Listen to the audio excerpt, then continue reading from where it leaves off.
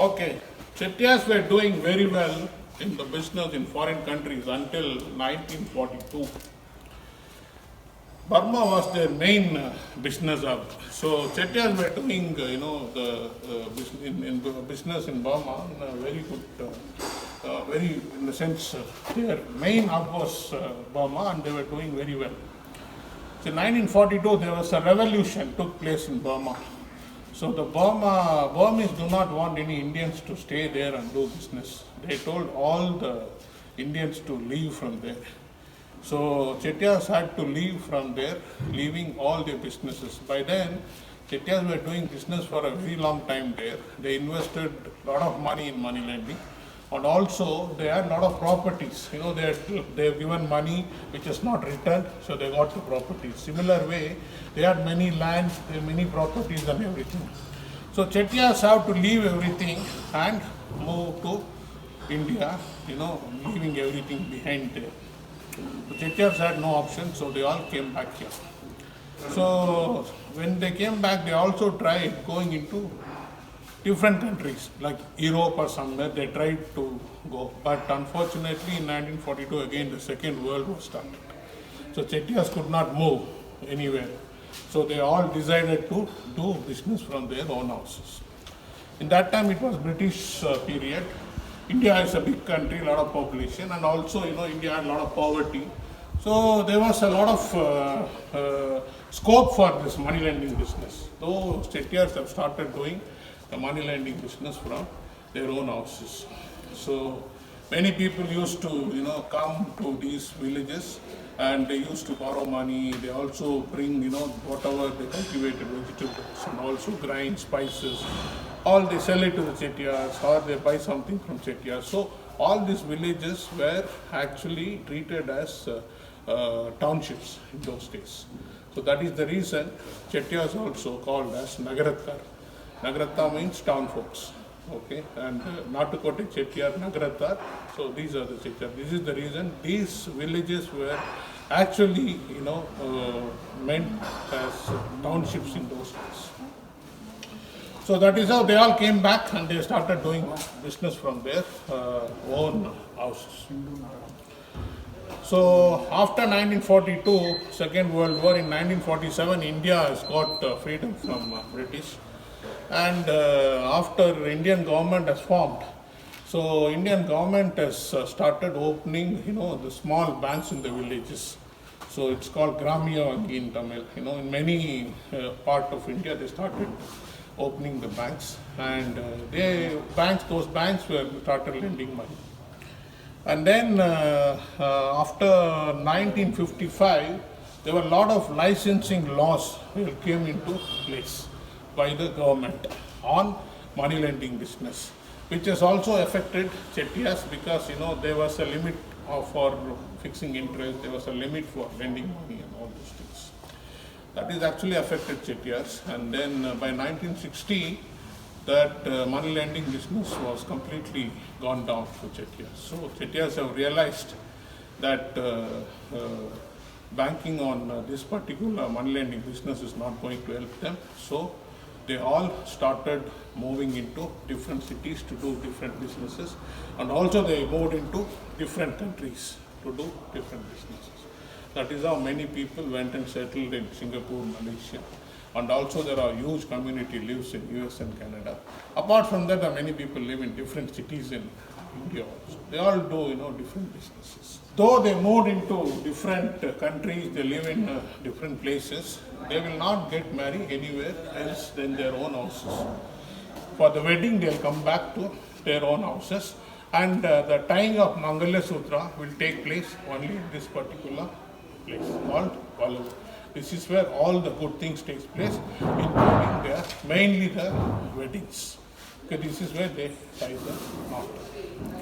In those days, it used to be, big families, like 10 sons, 5 daughters. There are a lot of generation, and also the joint families were there. So when the girls get married, they'll go into a different house. But when the men get married, you get a new daughter-in-law coming into the house. So when a son gets married, he will be given one room like this, which are located here, to keep the wealth which is brought by his wife. That wealth will not be taken into the common wealth of the house. Okay, so whatever wealth is brought by the daughter-in-law, it will go into her generation, but not taken into the common wealth of the house. But they will also get a share from the common wealth. Whatever they bring, they keep it inside. Okay, so that is how all these rooms are still with our owners. We don't have the keys for them. So whenever there is a wedding or anything, we give back this resort to them for 2 or 3 days until they finish the function. Then we take it back. Okay, in those times they use all these rooms and everything. Okay, I'm sure there is no diamond and gold inside now, but in those days, yes, many people have kept everything. So that is how Chettiars used to maintain their wealth, and also to avoid conflicts between one daughter-in-law to other. So they had a very clear-cut system. So I told you, in those days there was no architects and there is no engineers and all. Chettiars used to collect water from these 4 corners, okay, with the big vessels, rainwater. They had wells for cooking and other purpose. To clean the house, they used the rainwater.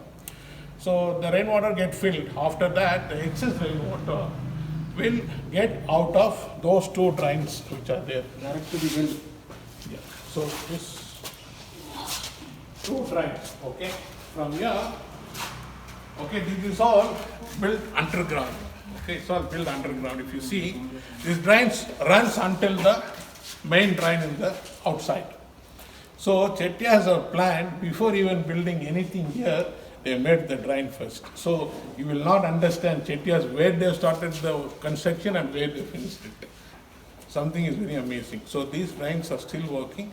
It has no blockages. We took this property about 11 years back.